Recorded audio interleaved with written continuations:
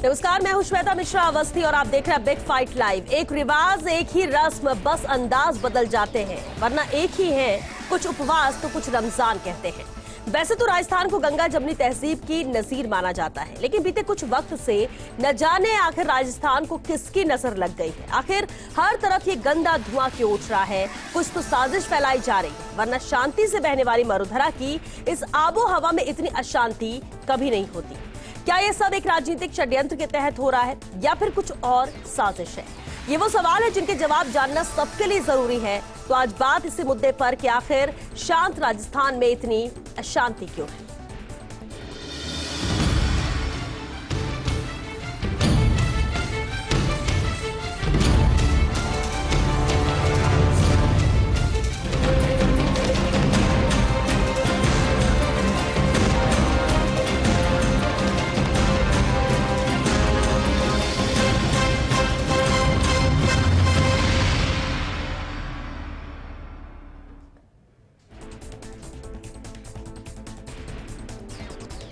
तो राजनीतिक मुद्दों पर चर्चा तो रोजाना होती है, लेकिन प्रदेश में जिस तरह की आबो हवा है, जिस तरह के हालात बन रहे हैं, उसके बाद जरूरत है शांति दूत की। आज फर्स्ट इंडिया पर शांति दूत रहेंगे और चर्चा भी करेंगे आखिर क्यों ऐसी चीजें हो रही हैं, क्यों ऐसी स्थितियां बन रही हैं, क्यों लड़ाई झगड़े और दंगे के हालात बन रहे हैं। चर्चा इसी पर करेंगे और हमारे साथ बेहद खास मेहमान जुड़ चुके हैं। चलिए उनसे रूबरू करा देते हैं आपको। हमारे साथ धर्मगुरु सैयद असगर अली जी हैं, बहुत स्वागत है आपका। धर्मगुरु देवेंद्र सिंह जी भी हमारे साथ चर्चा में शामिल हुए, आपका भी बहुत स्वागत है। कुछ और मेहमान हमारे साथ जुड़ेंगे, लेकिन शुरुआत करते हैं सैयद असगर अली जी। आखिर वजह क्या है मानते हैं आप? क्योंकि राजस्थान जो कि हमेशा माना जाता है कि गंगा जमनी तहजीब नजर आती है, हर त्योहार हम सब साथ में मनाते हैं, कभी इस तरह के दंगे या इस तरह की तस्वीरें नहीं आती सामने जैसा कि दूसरे राज्यों में देखने को मिलता है। अब पिछले अगर हम 15 दिन की ही बात कर ले तो बहुत कुछ है ऐसा जो राजस्थान ने देखा जिससे न कोई देखना चाहता है, न कभी ऐसा हुआ है। वजह क्या मानते हैं, कैसे ये सब ठीक हो? श्वेता मैम, सबसे पहले तो मैं आपके दर्शकों को हिंदू नव वर्ष की शुभकामनाएं देता हूं, साथ ही रमज़ान और चेटी चंड की भी शुभकामनाएं सभी को, आपके व्यूअर्स को मेरी तरफ से बहुत ज़्यादा। दूसरा ये अर्ज़ करना चाहूँगा कि जैसा कि आपको मालूम है कि श्रीमान अशोक गहलोत के नेतृत्व में राजस्थान की सरकार बहुत अच्छी चल रही है और कहीं से भी कुछ भी इस तरह की घटनाओं का पिछले बीते वर्ष यानी 3 सालों में हमने कुछ भी नहीं देखा है। अब जैसा कि आपके इल्म है कि 1.5 साल में लगभग हमारे यहाँ चुनाव हो जाएंगे, तो उसको लेकर पहले से ज़मीन तैयार की जा रही है। यही बात जब करौली हिंसा के बाद माननीय मुख्यमंत्री जी अपना उद्बोधन करते हैं तो उसके अंदर वो सीधे सीधे एक जो विपक्ष पार्टी के जो मजबूत नेता है उनको सीधे सीधे जिम्मेदार उन्होंने ठहराया। तो वाकई ये वो बात है। दूसरा, इसमें फेलियर नजर आता है प्रथम दृष्टया अगर हम देखते हैं करौली की घटना को खास करके, तो वो फेलियर हमारी जो इंटेलिजेंस है उसने ठीक से अंदाज़ा नहीं लगाया कि क्या होगा, क्यों जुलूस की इजाज़त दी जा रही है। फिर ये भी देखने में आया है कि ये छोटी छोटी घटनाएं, इससे हमें विचलित होने की ज़रूरत नहीं है। एक बड़ा बड़ा काम यानी कि जिसे हम सतयुग कह सकते हैं वो 2026 में आ रहा है। मैं बड़ी जिम्मेदारी से आपके चैनल के माध्यम से आपके व्यूवर्स को ये बता रहा हूँ कि हम सतयुग की तरफ बढ़ रहे हैं, लेकिन उससे पहले एक बड़ा उथल पुथल ये हुआ चाहता है। इसके अंदर कुछ लोग हैं जो अपनी राजनीतिक रोटियां सेक रहे हैं, लेकिन बहरहाल घटना हुई है तो उसके कुछ दोषी भी होंगे, किसी का नुकसान भी होगा और इससे फायदा किसको हुआ। जब इन्वेस्टिगेशन होती है तो यही चीज देखी जाती है कि किसी भी घटना से किसका फायदा ज्यादा हो रहा है और किसका नुकसान हुआ है। तो यहाँ हम ये देखते हैं कि एक जुलूस जो कि नव वर्ष पे कभी भी करौली में नहीं निकला, उसको आप अनुमति दी जाती है, उसका कोई रूट तय होता है, वो राम द्वारे से निकलता है और क्या नाम है खुटाखूट होता हुआ उसको स्टेडियम क्रॉस करके वापस राम द्वारे ही जाना था, लेकिन वो नीचे उतर जाता है। अनफॉर्चुनेटली पता नहीं वो रास्ता उनको दिया गया था नहीं गया था मुझे पता नहीं है, लेकिन वो नीचे उतर गया जहाँ पर खरातियों की एक मस्जिद है और गड़गोरी बाजार भी है वो अच्छा खासा। फिर वो बाइक रैली रुकती तो नहीं है। आप एक जगह पर रुककर और वहाँ डीजे में वहाँ ऐसे आप आपत्तिजनक नारे लगा रहे हैं, उससे किसी का भी जो है खून खोलेगा। और जाहिर सी बात है अगर आपत्तिजनक नारे लगाने हैं तो पुलिस अगर उनके साथ चल रही है तो उन्होंने पीछे से क्यों नहीं रोका कि भैया आप अगर इस तरफ जा रहे हैं तो ये नारे क्यों लगाए जाए। बहरहाल वहाँ नारे लगे, घटना हुई, घटना होने के बाद नुकसान भी हुआ और उसके सबसे सुखद तस्वीर जो इसके अंदर नजर आती है वो कांस्टेबल की है जिन्होंने आगे बढ़ के बच्चों को बचाया और बधाई के पात्र हैं, हम भी उनको बधाई देते हैं। ऐसे युवा और कर्मठ कार्यकर्ता और कर्मठ घटना तो हुई है सैयद असगर अली जी, बिल्कुल घटना तो हुई है, जांच भी इसकी होगी, लेकिन सवाल ये भी उठता है देवेंद्र सिंह जी आपसे ही सवाल रहेगा कि आखिर मनोस्थिति इंसान की क्या हो गई है?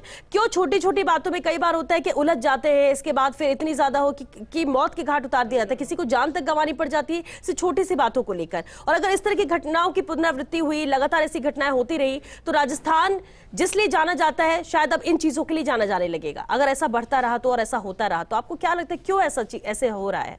बिल्कुल बिल्कुल। सबसे पहले तो नववर्ष की, रमज़ान की और आने वाली बैसाखी सबको बधाई। ये क्या है, हम लोग दंगे कैसे बढ़ के, क्यों बढ़ के, क्या हुआ, उस पर विचार करने लग जाते हैं, लेकिन जो ज़रूरत है जहाँ ध्यान देने की वहाँ नहीं देते। जो जिसको हम परमात्मा समझते हैं, एक चाहे उसको अल्लाह कह लो, जब रहम करता है तो उसको हम रहीम कह देते हैं, रमा हुआ तो उसको राम कहते हैं। जो मालिक परमात्मा है, जब तक उसकी विचार नहीं, जब तक उसकी समझ नहीं आती हमको, हम सब में उसको नहीं देखते, तब तक हम दूसरे को अलग समझते हैं, अपने से छोटा या बड़ा या किसी और तरीके का समझने लग जाते हैं जी। जब तक ये समझ नहीं, तब तक मनुष्य मानवता कर नहीं पाता, क्योंकि उसमें दूसरे में उसको वो परमात्मा नज़र नहीं आता। ये क्या है, परमात्मा प्रभु उसको पहचानने के लिए ज़रूरत है समझने की। जब मनुष्य के मन में ये समझ आ जाए कि सब में, हर जगह पर, हर स्थान, हर जगह, हर समय पर परमात्मा है, विराजमान है, तो फिर वो कभी किसी जीव को भी नहीं, आदमी मनुष्य तो क्या किसी जीव को भी तंग नहीं करता, किसी फूल को, फल को भी नहीं वो तोड़ पाता, क्योंकि उसमें ऐसे लगता है जैसे फूल में भी मालिक परमात्मा बसा हुआ है। तो ये जो समझ आनी है, ये कहाँ से आएगी, हमको कैसे पता चलेगा कि परमात्मा है कहाँ, क्यों है, कैसे है, कैसा है? तो इसकी समझ जो हमारे जो बड़े गुरु जन महापुरुष जो दुनिया में आए, जिन्होंने समझाया रास्ता कि ये परमात्मा को जाता है रास्ता, ऐसा होता है, ऐसा होता है। तो हमारे जो धर्म गुरु जो हमसे बड़े, जो हमको समझाने के लिए दुनिया में आए, उन्होंने अपने अपने रास्ते, अपने अपने सुझाव दिए, अपने अपने, हम उनको धर्म मान लेते हैं कि ये इस धर्म का, इस धर्म का, इस धर्म का जी। लेकिन हम लोग आगे जो दुनिया को समझाना था कि मालिक परमात्मा जो है, जो उनका, जो हमारे बड़े बुजुर्गों का उपदेश क्या है, जो कैसे समझाना चाहते हैं दुनिया में, आपस में कैसे मेल मिलाप, आपस में कैसे हमारा भाईचारा बन सके, वो हम समझा नहीं पा रहे अच्छी तरह से। क्योंकि दुनिया में जो बर्तावा चल रहा है, केवल खिंचाव है आपस में, अपना अपना जो हम मंतव्य पूरा करना चाहते हैं कि हमको ही लोग सही माने या हमें को ही फ़ायदा हो केवल। तो जब तक ऐसी समझ है कि केवल हम लोग ही संतुष्ट रहें या हमको ही फ़ायदा हो, तब तक हम दूसरे की बात ना सुन पाएंगे, ना उस पर कुछ गौर कर सकेंगे। बिल्कुल बिल्कुल, यह बात आपने कही। और क्योंकि आप लोग भी शांति दूत हैं और बहुत सारे लोग आपको देखते हैं, सुनते हैं, आत्मसात करते हैं बातों को, और इसलिए हमारा भी उद्देश्य ये है कि हम यहाँ पर ये चर्चा कर रहे हैं ताकि अगर कुछ चीजें, कुछ कमियां हैं तो लोग खुद में सुधारें। और धर्मों में अगर बांटेंगे तो बटेंगे तो दंगे भी होंगे, झगड़ा भी होगा। इंसानियत भाईचारे के रूप में अगर देखा जाए तो सब त्योहार सब एक समान लगते हैं और वही महसूस करने की जरूरत है। धर्मगुरु फादर एडवर्ड भी हमारे साथ जुड़ गए हैं। बहुत स्वागत है फादर आपका भी। सवाल यही है फादर कि जो स्थितियां राजस्थान में बन रही हैं, जिस तरह से दंगे हो रहे हैं, जिस तरह की घटनाएं हो रही हैं, उसके लिए क्या होना चाहिए? कैसे इंसान इन सब चीजों से दूर अपने आप को रखे? कैसे प्रदेश की जनता सुख शांति की तरफ ध्यान दे और सबको साथ लेकर चले? ये किसी एक की जिम्मेदारी नहीं होती है।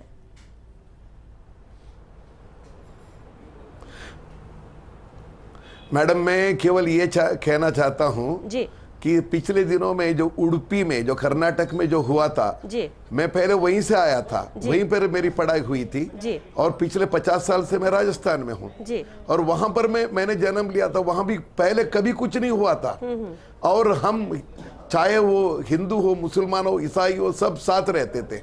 होता क्या है कि एक या दो ऐसे लोग हैं जो संसार में, हमारे समाज में होंगे, वो उकसाने के लिए आगे आते हैं क्योंकि उनका अपना निजी स्वार्थ रहता है जी। तो मैं इतना कहना चाहता हूं, अगर ऐसे लोग आते हैं, हमें उनसे उकसाने के लिए आते हैं, तो उससे हमें प्रभाव पड़ना नहीं चाहिए।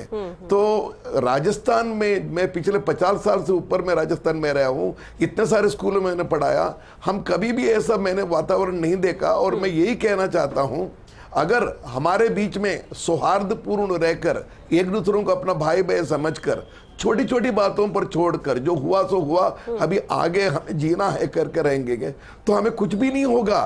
क्योंकि आग लगा सकते हैं तो आग बुझा भी सकते हैं। क्योंकि हर धर्म हमें यही सिखाता है कि हमें कभी भी वैमनस्यता नहीं करना चाहिए, आपसी क्षमा देना चाहिए और क्षमा देकर ही हम साथ रह सकते हैं।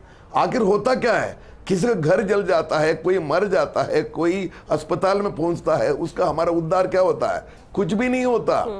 तो इसीलिए लोगों को यह समझना चाहिए कि जो भी वो करने वाले उनसे दूर रहना चाहिए, उल्टा उनको बताना चाहिए जो आप जो भी कर रहे हो गलत है, बिल्कुल गलत है। तो इसीलिए हम अपने अपने जो भी आस्था रखते हैं, आस्था का मतलब यही है कि हमें मनुष्यत्व की ओर ध्यान देना चाहिए। मनुष्य को क्या है, मनुष्य को एक साथ रहना है। अगर हम एक साथ नहीं रहेंगे, जो यूक्रेन में और रशिया में हो रहा है वही स्थिति हमारी हो जाएगी। हम उनको क्यों देखते हैं, वो तो स्वार्थ के लिए कर रहे हैं। तो एक या दो व्यक्तियों के स्वार्थ के लिए आज इतने लोग मर रहे हैं, तो ऐसा ना हो। क्योंकि भारत का, खास तौर पर राजस्थान का वातावरण इतना अच्छा है, यहाँ के लोग इतने सुशील हैं, सुदृढ़ हैं और यहाँ पर इनका हृदय इतना अच्छा है। मैं इनसे सबसे कामना करता हूँ कि इस पर ध्यान मत दीजिएगा और प्यार और सेवा की भावना स्प्रेड करने के लिए, शांति की भावना स्प्रेड करने के लिए कोशिश कीजिएगा।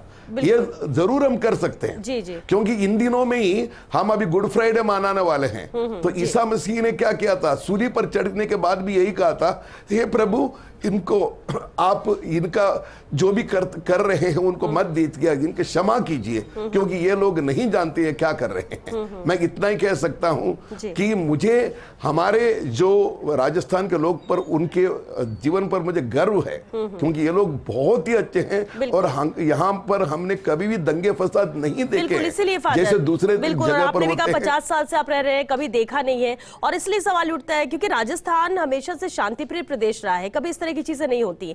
लेकिन अचानक एक के बाद एक जब इस तरह की घटनाएं होती है तो प्रदेश की जनता भी सोचने पे मजबूर है। और बिल्कुल ठीक है आपने, कुछ लोगों के फायदे के लिए होती है चीजें, लेकिन नुकसान उन्हें नहीं होता है जिन्हें फायदा होता है या जिनसे जुड़े लोग होते हैं। नुकसान बेगुनाहों को ही होता है जिनका इनसे कोई वास्ता नहीं होता, कोई लेना देना नहीं होता है। स्वामी सौरभ राघवेंद्र आचार्य जी भी हमारे साथ जुड़ गए हैं, धर्मगुरु। बहुत स्वागत है आचार्य जी आपका भी।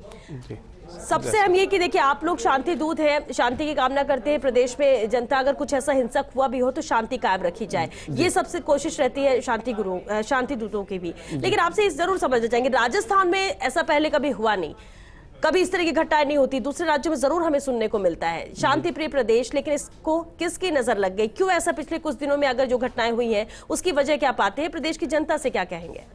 देखिए, हम सबसे पहले फर्स्ट इंडिया का धन्यवाद देना चाहते हैं कि उन्होंने ऐसी मुहिम चलाई और इतना अच्छा कार्यक्रम जब जनता के बीच में लेके आए कि हम कई बार मौलवी जी से भी कहता हूं कि आप महीने में अपने एक कार्यक्रम ऐसा चलाएं जिससे जनता के बीच में सांप्रदायिक सौहार्द बना रहे।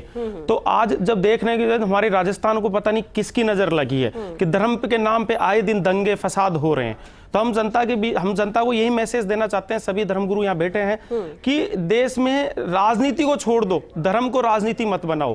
धर्म के चक्कर में आप एक राजनीति विषय अलग है और धर्म अपना अलग है, उस भाईचारे को कायम रखो। मेरा तो आज मैं जहां रहता हूं मेरे आसपास सुबह अजान भी लगती है और मेरे मंदिर की घंटी का माइक भी बजता है, दोनों होते हैं। तो हमारे लिए गौरव की बात है कि हमारे आपस में भाईचारा है, कोई कहीं पे लड़ाई नहीं है, कोई दंगा नहीं। लेकिन मैंने जो नोटिस किया है पिछले मेरे जीवन काल में, जितने साल का एक्सपीरियंस मुझे छोटा सा रहा है, उसमें यही है जहां पे राजनीति आती है वहां शायद दंगा जरूर होता है। बाकी धर्म के नाम पे कहीं पे भी राजनीति नहीं करनी चाहिए, ये हमारी मार्मिक अपील है। और हम जनता के सभी धर्मों के लोगों से मैं कहना चाहता हूं, जैसे मैंने कोरोना में कहा था वैसे अब दोबारा कह रहा हूं कि प्लीज भैया आप संभल के चलो, आपस की भाईचारा मत नष्ट करो। धर्म अपनी जगह है, धर्म को मान के चलो, लेकिन कोई भी ऐसा नहीं। मैंने देखा, वीडियो भी देखे हैं कई जिसमें अपने पथराव किए, आगजनी की, मस्जिद पे चढ़ के कोई झंडा फहरा रहा है, तो एक दूसरे आपस में ऐसे सोच रहे हैं कि हमने पता नहीं क्या जीत लिया। धर्म के नाम पे कोई जीत नहीं हासिल हो सकती। आप अपनी राजनीति में वोट बैंक बना सकते हैं, आप अपनी रोटियां सेक सकते हैं, लेकिन राजनीति का विषय कहीं ना कहीं मेरे हिसाब से राजस्थान में ज्यादा हद से हो रहा है धर्म की आड़ में। ठीक है असगर अली जी, अभी जो आचार्य जी ने कहा, लेकिन एक बात है कि ये भावनाएं पैदा कौन करता है, कैसे लोगों के जहन में ये आ जाता है कि नहीं इन्होंने इतना किया तो 2 कदम आके हम नुकसान करते, फिर वो आगे बढ़ते और इस तरह से अपनी जीत और अपनी हार को लेकर बातें होने लगती हैं। ये भावनाएं कैसे आ जाती हैं? देखिए मैम, कैसे दूर किया जाए? हाँ, ये कुछ लोग हैं चुनिंदा या मुट्ठी भर लोग हैं जो इस काम को कर जाते हैं और फिर उसको हाईलाइट और उसको बूम मिल जाता है। ये कहीं ना कहीं कमी हमारी भी है, हम इसको मानते हैं कि हमें उतना काम जितना काम करना चाहिए वो हम काम नहीं कर पा रहे हैं। हम जैसे मिसाल के तौर पर आप कह रहे हैं कि इसका सोल्यूशन क्या हो, तो मैं ये समझता हूँ हमें वो बातें जो हमारे कॉमन टर्म्स हैं उसके ऊपर मेहनत करनी पड़ेगी। जैसे रामायण की मुझे एक चौपाई याद आ रही है, संयम भू मनु अरु शत्रुपा जिने ते भे नर सृष्टि अनुपा दंपति धर्म आचरण नीका अजहु गांव श्रुति लिखा। ये ऐसा मंत्र है कि जिसकी पुष्टि फादर भी करेंगे और मैं खुद भी कह रहा हूँ कि यहाँ पर आदम और हव्वा या संयंभू मनु और उनकी पत्नी शत्रुपा के बारे में बताया गया, जो हमारा एक सेंटर पॉइंट, हमारा न्यूक्लियस पॉइंट हो सकता है कि हम सब संयंभू मनु और शत्रुपा की औलादें। संयंभू मनु और शत्रुपा, संयंभू मनु और उनकी पत्नी शत्रुपा जिनसे इस अनुपम सृष्टि की शुरुआत हुई।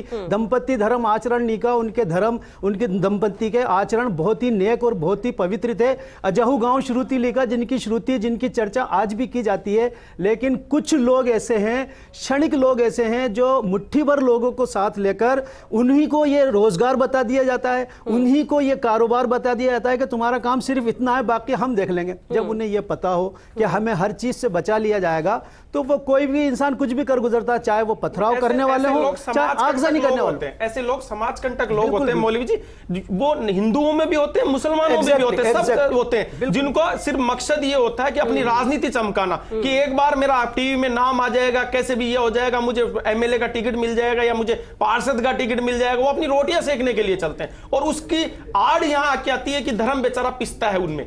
धर्म बेचारा जब पिस रहा है तो उसमें ये होता है कि मैं कहीं ना कहीं ये मानता हूं कि वो लोग इंसानियत को भी मार बैठते हैं, वो अपना जमीर खो बैठते हैं कि क्यों दो धर्मों को लड़ाया जा रहा है, आखिर कोई लड़ाई नहीं। इसलिए तो लोगों को समझना होगा कि ना उनके बहकावे में आए, ना उकसावे में आए, कि जो कह रहे हैं जो कर रहे हैं वो अपने फायदे के लिए कर रहे हैं, हम उनसे दूरी बना के रखें, तब तक शायद इस तरह की स्थितियां बने ही ना। श्वेता जी मैं आपको बताऊं, जब मैंने प्रवेशिका करी, हम संस्कृत के 23 स्टूडेंट थे, उसमें से 16 मुस्लिम थे। जब मैंने साहित्य सदावत स्कूल शास्त्री नगर से प्रवेशिका करी, उस टाइम संस्कृत पढ़ते थे 16 बच्चे, और हम सब आज भी हमें आपस में भाईचारा याद है, कोई कहां अधिकारी बन गया, कोई कहां पे, हम आपस में बात करते हैं। मुझे गौरव होता है कि यार मेरे मुसलमान दोस्त है, मेरी इंसानियत अगर मेरे अंदर है तो। भगवान राम ने भी ये कहा था, भगवान राम ने पूरी रामायण उठा के देख ली, कहीं पे भी ये नहीं है कि किसी चीज का भेदभाव हो। लेकिन आज ये आ गई क्योंकि लोगों को सिर्फ वोट से मतलब है, फूट डालो राज करो, वो अंग्रेजों वाली राजनीति आज कहीं ना कहीं ये उभरती हुई नजर आ रही है।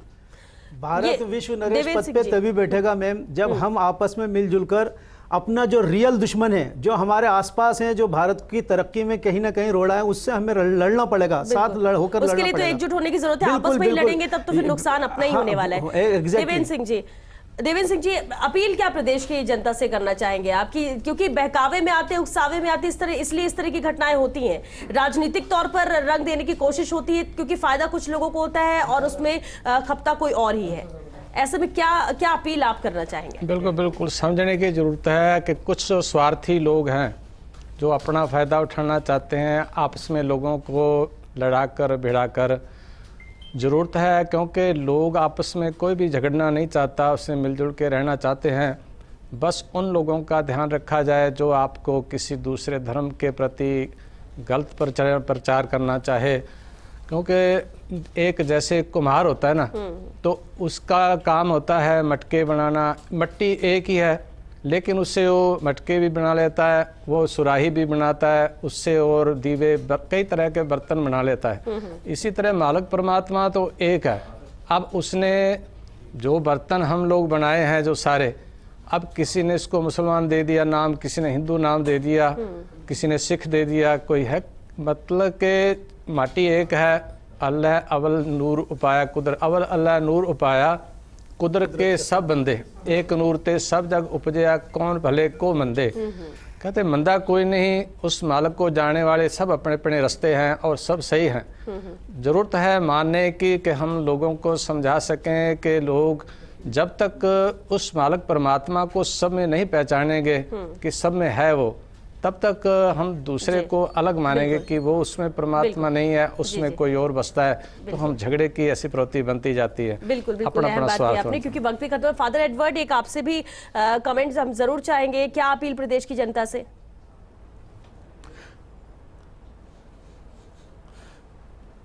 मैम मैं यही कहना चाहता हूँ, देखो जहां पर मैं रहता हूँ सुबह 6 बजे घंटी प्रार्थना की होती है और शाम को भी 7 बजे प्रार्थना की होती है। जिस दिन बाई चांस घंटी नहीं बजती है, आसपास के लोग चाहे हमारे धर्म के ना, वो आकर पूछते हैं फादर जी आज घंटी क्यों नहीं बजी। वो कहते हैं कि हमें भी प्रार्थना करने का वो एक प्रकार से ये हो गया कि प्रैक्टिस हो गया।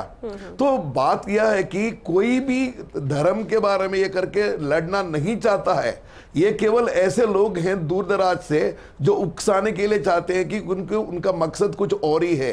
तो हमें हमेशा सावधान रखना चाहिए कि हमारे गांव में, हमारे इधर कोई माहौल बिगड़ने के लिए आते हैं उनको दूर रखना चाहिए। अगर हम चाहेंगे कि अपना माहौल अच्छा करें और यहाँ पर सौहार्दपूर्ण हम जीना चाहेंगे तो ऐसा कभी नहीं होगा। हमारे अंदर अगर ऐसा नहीं है तो दूसरे आकर हमें उकसाएंगे और जल्दी ही वहां पर आग लग जाएगी। आग लग जाने में टाइम नहीं लगता, बुझाने में टाइम लगता है। अभी भी मैं सबसे याचना करूंगा, अनुरोध करूंगा, प्लीज सब कुछ छोड़ दीजिएगा। हमें एक साथ जीना है, हमें राजस्थान में राजाओं के समान रहना है जहां पर सौहार्दपूर्ण जीना है, सबको भाईचारे के रूप में देखना है। और सभी जितने भी धर्म हैं हमें अपना धर्म के साथ रहना है कि धार्मिक होने का मतलब है प्यार करना, एक दूसरों से हमें एक साथ रहना। बिल्कुल, और अपने धर्म के साथ साथ अगर हम दूसरे के भी धर्म का सम्मान करेंगे तो ऐसी स्थिति कभी आएगी ही नहीं। किसी को नीचा दिखाना, किसी को बुरा कहना, अपने को बहुत सर्वस्व मानना, ये भी कहीं ना कहीं ये जो भावना है वो भी गलत है। बहुत शुक्रिया आपका, क्योंकि चर्चा ऐसी कि इसमें जितनी बातें की जाए कम है, लेकिन क्योंकि वक्त खत्म हो चुका है। बहुत शुक्रिया आप सभी का इस चर्चा में शामिल होने के लिए। तो देखिए, प्रदेश में जो कुछ पिछले 10-15 दिन में देखने को मिल रहा है वो प्रदेश की जनता देखना नहीं चाहती है।